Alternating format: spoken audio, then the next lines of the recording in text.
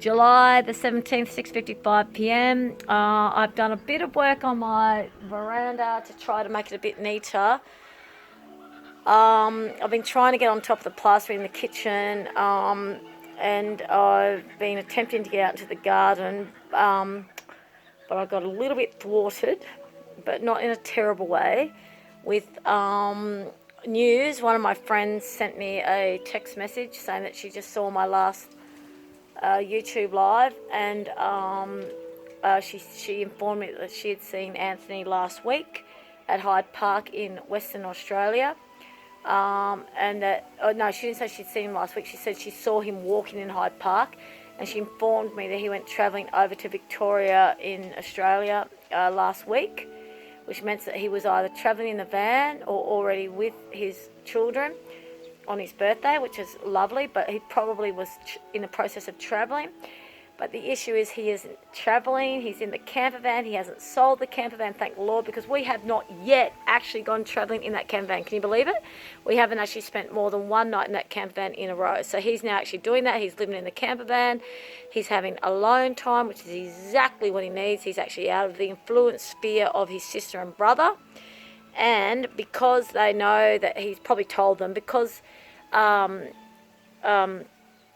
he's travelling in the van heading over east, they will now not be contacting him constantly, harassing him, because if they thought there was any chance of him coming anywhere near me or communicating with me, there's no way that they would allow that to happen.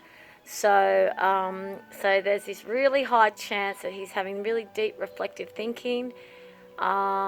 He's potentially having grief moments, which is fantastic, and hopefully putting things in perspective of how things are. My friend clearly stated to me that he had not indicated anything about wishing to come back to me or our life in Northern or to see the dogs. To tell you the truth, I'm not surprised to hear that, because it was just a fantasy for him. He wanted it to be like that, just be magical and just happen. And it actually needs work. The dogs need training, the land needs work. The land needs work. Like, that was all empty ground. See that soil there? See that dirt, that empty soil there? That's what all this was like, except for those big trees. This was just empty soil. So all those plants you see there, all those plants you see along the fence line there, like all of these plants you see, like basically them and hundreds of other plants I've planted, because the soil was just dirt, okay? It was just dirt. And a lot of overgrown weeds, and, like I've shown you all this before, many times over. But yeah, like, that whole front area there was just overgrown with overgrown Tacoma. You couldn't touch those railings. You couldn't hold those railings. Going up those steps, you couldn't actually hold those railings because they were overgrown with Tacoma. Those steps were glossy paint, and all the cracks weren't exposed. So it looked nice, but they were dangerous, and they were falling apart, and you couldn't hold the railing to get up.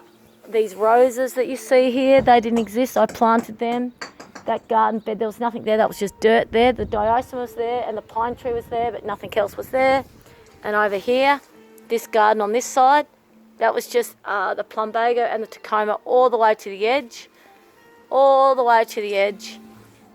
it's the same with this garden bed down here, which you probably can't see on the other side of this fence, all the way along here.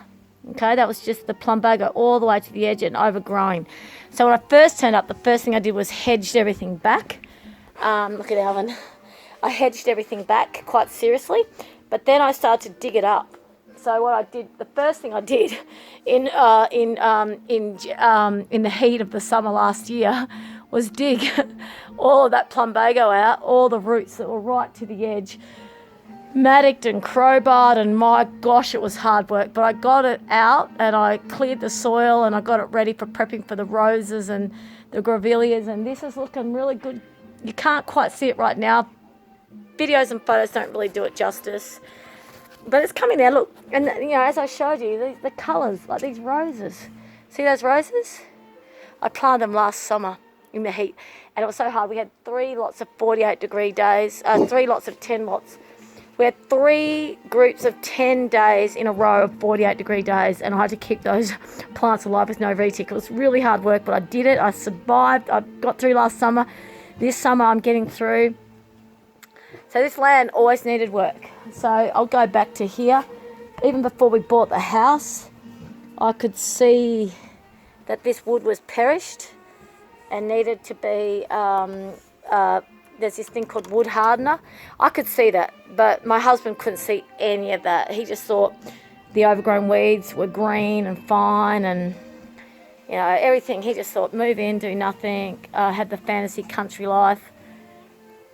But even if everything was perfect, you've still got to do maintenance. You've still got to like fluff the garden. Even if the garden was perfect, which it was not, there was no terracing, there was no mulching, it was just the soil was depleted.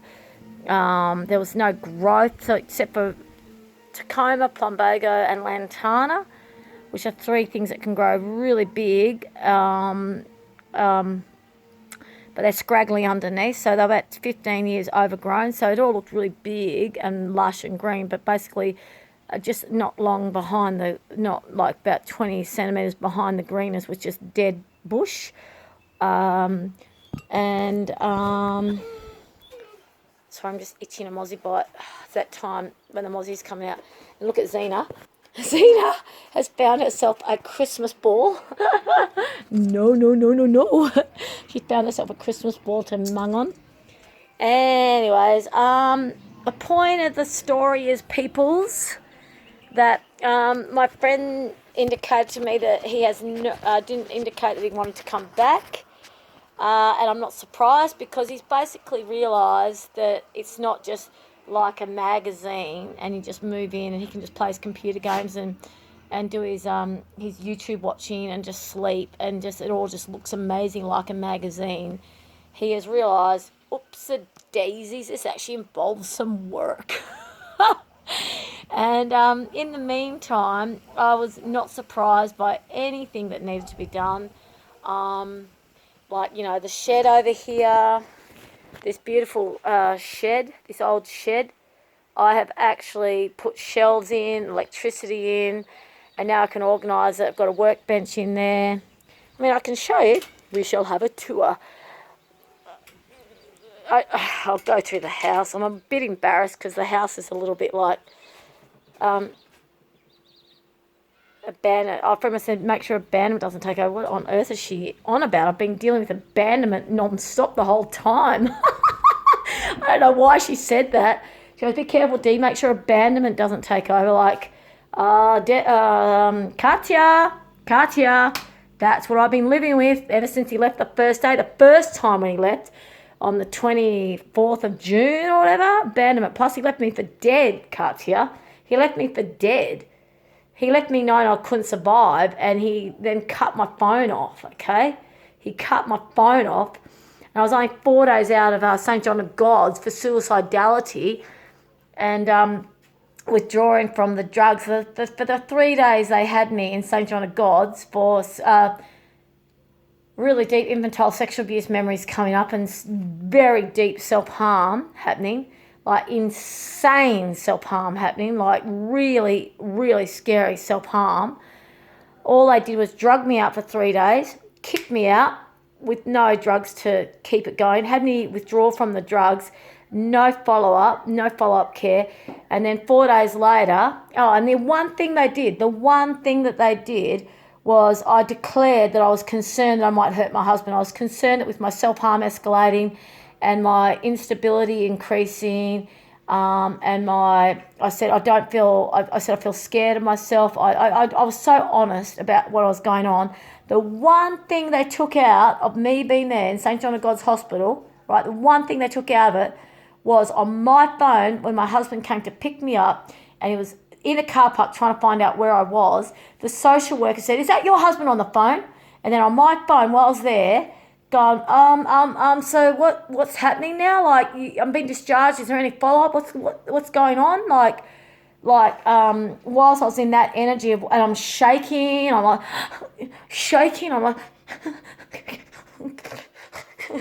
shaking and can hardly breathe and tears are falling down my eyes. So that's the state that I was in, right? I said, what's going on? I don't understand.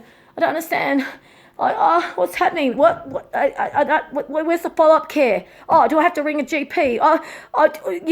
And this is what I was doing in front of a psychiatrist, a social worker, the nurses, because I just couldn't understand what was happening. I was like, what? What's happening to my care? My brain was fracturating. I told them I'm getting inside my head. I was going, it's like this. This is what I felt like, guys. I really want to sue St. John of God's Hospital for what they did to me, okay? So the story goes like this.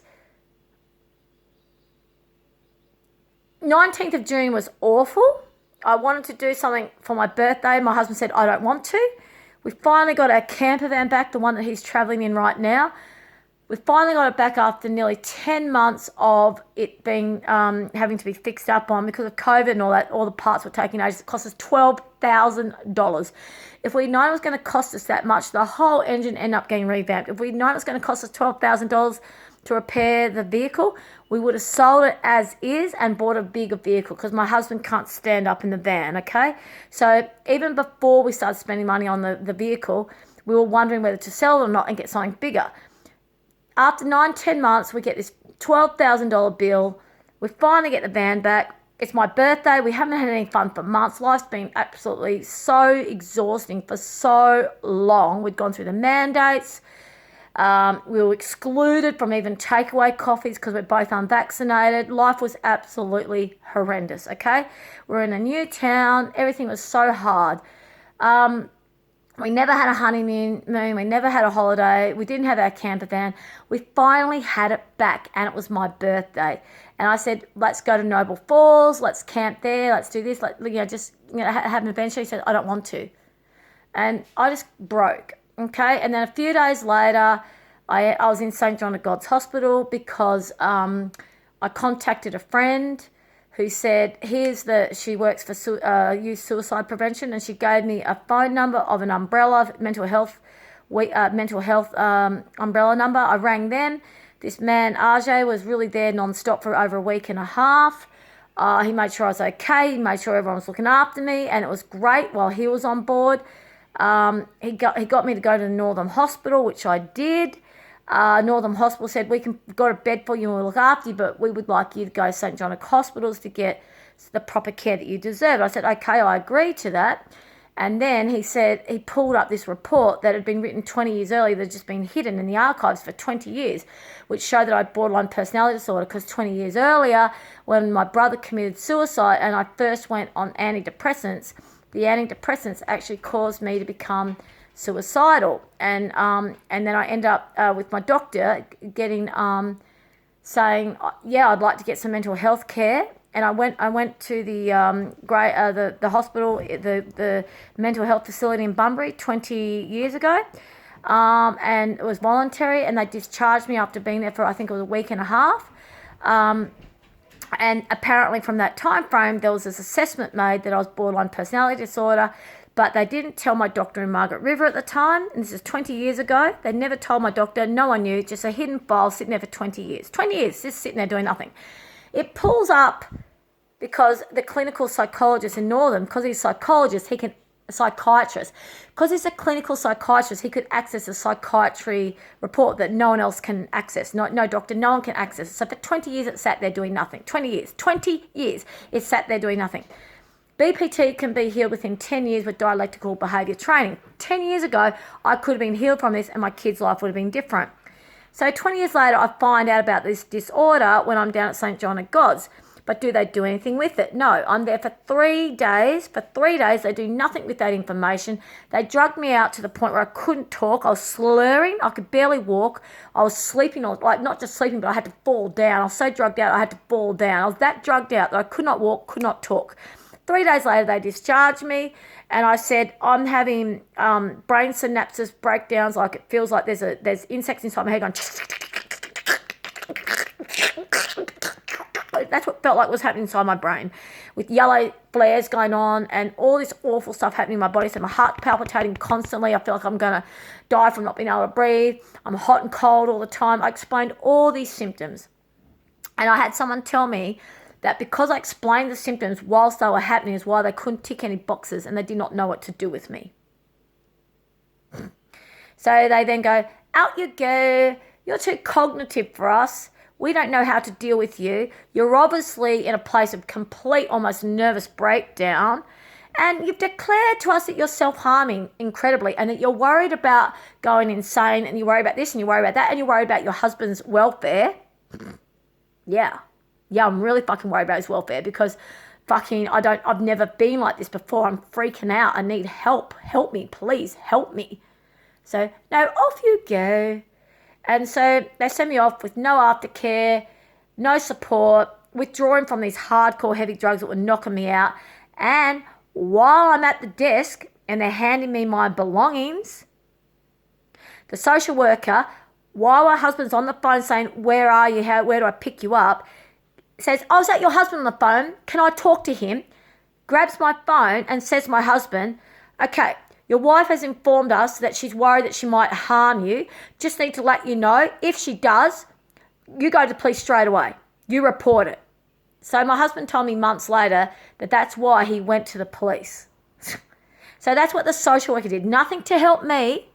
So what actually happened was I came out of that St. John of God's bloody awful scenario where they didn't help me at all. And I'm walking out bamboozled going, I can hardly even see where the door. My brain is fried, man. I'm freaking out. Everything about me is fucking almost Nervosio. I'm fucking not at all dealing with life at all. My body is so close to breaking down in every way. It was, and they're just kicking me out when they had so much resources and facilities to help me out. I come out, my husband's there, didn't hug me. He was very distant, and I was like, whoa, he's so scared of me. But he had just been informed by the social worker, your wife has just told her that she's worried she's going to hurt you. And if she does, make sure you go to the police. So that was the information that he had when he was there to pick me up. And right then I was like, oh my God, how am I supposed to get through this? Help. And I didn't know what to do, where to go. I needed help like you would not believe. My husband was completely incapable of that help. He completely didn't know what to do. And at the same time, he'd had the seed put in his brain, be careful, she's going to hurt you. And if she does, go to the police. What should have happened was I should have had so much support service in place. I should have been kept at St. John of God's for at least 3 weeks, if not a month. So this is why I really want to sue them. This is my anger. And then a few days later, this big thing escalated with my husband and I, and physical aggression occurred. And yes, he got hurt. And he went to the police straight away.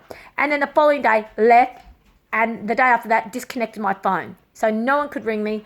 I couldn't ring anyone else. I was left so destroyed, so broken. Everyone was betraying me. That's fucking abandonment, Katia. That's fucking abandonment. That's fucking what happened on June, okay? And these idiots down at fucking York, who Anthony was in a band with, that I initiated, and one goes, oh, my friend who committed suicide, if ever again I hear someone's suicidal, I'll be there in a flash.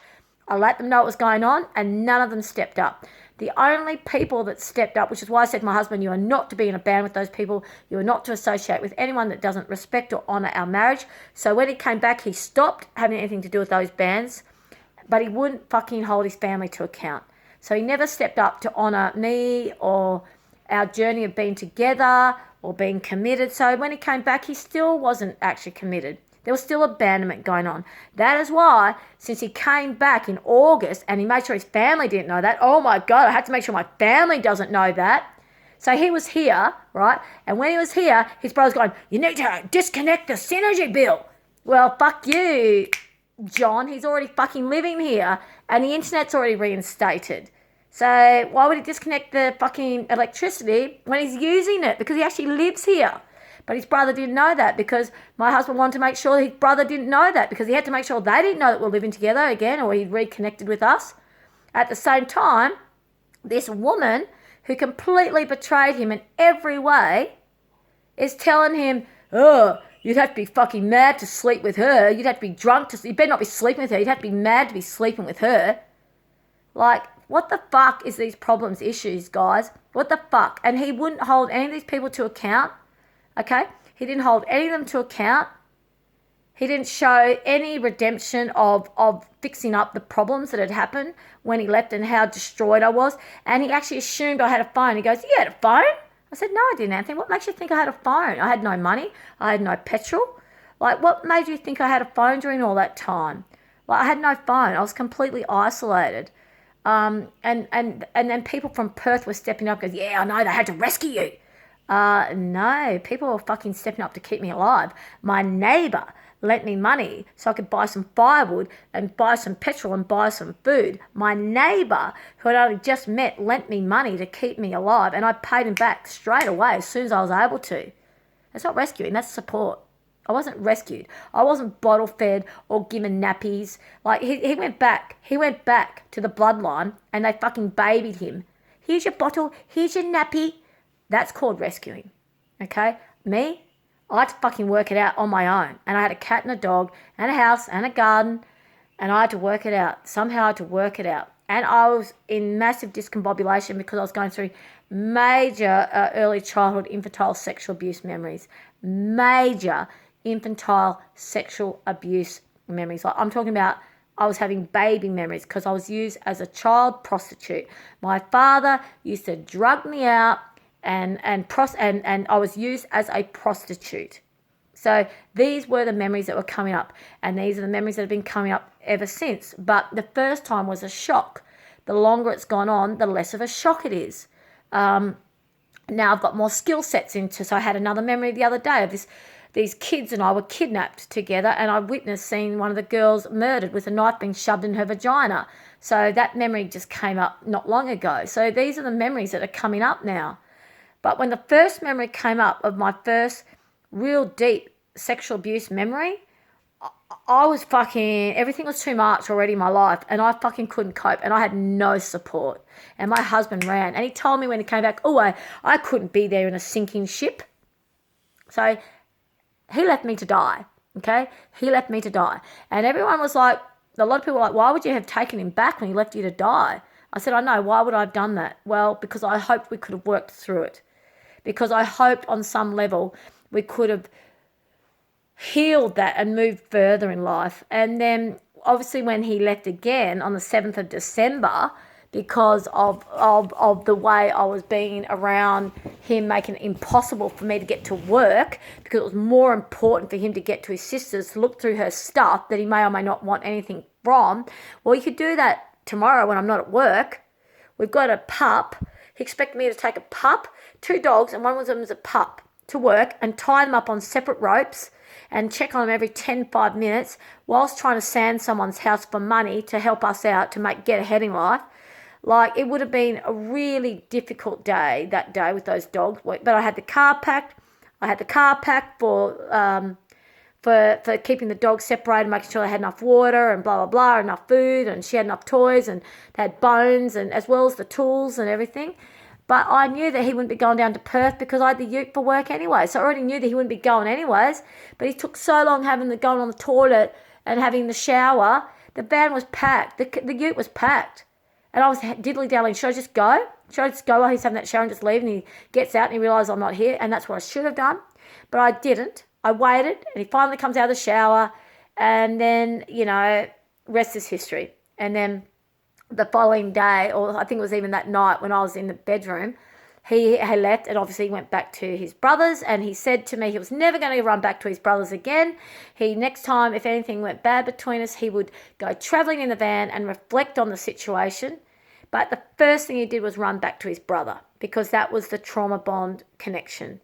And those other comments that I told you guys about what happened last time and their lack of respect for him and me and coming back and he never standing up for that, none of that ever got dealt with, because I kept saying to him, this needs to be addressed. We need to talk about their influence on you, you allowing their influence, you not wanting to step up and honour our marriage and me, and this is it. This is it. It's never fucking been, the commitment has never been there. He's been too worried about pleasing these people, too worried about making sure, like keeping the story alive in their head that I'm a fuck up and that I'm insane or I'm crazy or yes, he's a loser because he chose to marry me. Yes, we've got to keep that narrative alive. This is what I'm trying to forgive everyone. And talk about abandonment. He abandoned me pretty much from when we first moved up here in November. When we first came up to Northern, I was abandoned because all he did was sleep in that bedroom in there or go in that other room there and play computer games or watch YouTube. And he wasn't involved in our life up here. And I was like, what is going on? And I didn't want to talk to anyone. I was too embarrassed to share with people how desperately lonely I was and what a fool I was for trusting this man and for opening up to this marriage and believing this man meant his words, because he doesn't. So right now, he's apparently traveling around Australia, apparently visiting his children. And this friend of mine says, don't let the abandonment kick in. Like, the abandonment's been there since November last year. Since we first moved up to Northern, I've been abandoned. Okay? Since we first came to Northern, he abandoned me. I have been living in an abandoned situation, tolerating it, and it set off my self-harm. It set off my suicidality. I was tolerating way too much. I wasn't holding him to account. Wasn't asking him to hold his family to account. The nastiness just continued and built up and built up and built up when my mental well-being collapsed to the point where I ended up in St. John and God's. They really fucking shoved their claws in, goes, this is the evidence, this is the proof, this is it, she's a fuck up. Survived that. Even though he abandons me and runs away, I survived that. I get stronger. I'm becoming amazing. I work on the house. I'm going to church. I go to TAFE. I'm doing got jobs happening. I'm working at the op shop. You know, my life is happening. And Anthony fucking comes back in. Oh, because the ship's not sinking. Well, the ship was never sinking. The ship was never sinking. It was never sinking. Just because I was having a nervous breakdown and all these childhood infantile sexual abuse memories were coming up doesn't mean the ship was sinking. It means I was healing. My deep subconscious pain was coming to the surface because I felt safe. Even though he had abandoned me, I know this is ironic, but I still don't understand it. But even though when we first came up and I was being abandoned per se, there was still... We were still having our daily walks. We were still having our cups of teas. We were married. It's like life seemed great. So there was a cognitive dissonance going on there a little bit. There was some joy. There was some magic. And there was amazingness. I felt so much trust and hope in the future. I had my beautiful man by my side that I'd been wanting and desiring to be married to for years. And here we are, married, living in our home, living our beautiful new life. And I had hope and faith and trust. Hope, faith, and trust. And how's this, right? Corinthians, okay? Corinthians, okay? Can you see that? Corinthians. Okay, love is patient, love is kind. It does not envy, it does not boast, it is not proud, it does not dishonor others, it is not self-seeking, it is not easily angered, it keeps no record of wrongs, loves, does not delight in evil, but rejoices with the truth. It always protects, always trusts, always hopes, always perseveres. Love never fails. And now these three remain: faith, hope, and love. But the greatest of these is love. And that is how I was living. Okay, so even though I felt abandoned and really alone and suicidal, I was living by this, okay? I was actually living by this. This was my ethos. So I had the most amazing amount of faith and trust and hope in life, okay? I felt so much faith and hope and trust in my future. And I felt safe because I knew that everything was possible. And in that, my infantile childhood sexual abuse memory reared its ugly head because she, my little baby, finally felt safe. She finally felt safe to show that memory to my adult Nadina. And that is what happened. And that is when I got betrayed, completely abandoned. And that's when Anthony's siblings and everyone and his ex-wife, you know, all of a sudden they just jump in like, we told you she was crazy. We told you she was crazy. We told you shouldn't have married her. You fucking loser. And he's going, yeah, I know. Fuck, I've got to get fucking rid of her. And then when he ran away and he came back, he was like, oh, I can't admit to you guys I love her. Oh, no, I cannot admit that I love her. I can't show you the good side of her. I can't have you see how she really is. No, I have to perpetuate this myth and story that she's a, rah, this and that, blah, blah, blah. And that's what I'm having to be living with for the last 4 months. When he came back, he would not honour me. He would not honour our marriage. That's abandonment too, guys. That's abandonment too, okay? And I've got a lot of anger around this, and I'm working on forgiveness. So he's in the camper van now. I've just found out that he's went last week to Victoria, and this is fantastic news. He's away from the influence of his sister and brother, thank the Lord. But he's now heading towards the influence of his ex-wife, who is just as malicious and dark narc as his brother. But hopefully he'll focus on his daughter and son. And his daughter has had a horrific relationship with the mother. So hopefully the father will actually help heal the daughter, and hopefully they'll have a good, something good will happen between those two. And hopefully he even has her in the camper van and travels with her, his daughter. That would be phenomenal. And hopefully creates some authentic relationship with his son, who he's never had anything to do with, because the mother of his son took the children away when they were very young and told him to have nothing to do with them, that they didn't, he remarrying this other guy. I don't want you to be in their life. It'll be easy for them if you're out of their life. You're such a useless father anyway, so fuck off. And he goes, oh, okay, I will then. And he had forever grief around that. He's told me, he's cried about it. He's been devastated by this for years, that he actually made that choice to listen to the mother of the children and pull away from those kids. So hopefully this will heal. Hopefully he'll hold the mother of the children to account for destroying his relationship and taking that possibility of them having him in their life as they were growing up. Hopefully that all gets healed. Hopefully this is what needs to be healed. This with his children.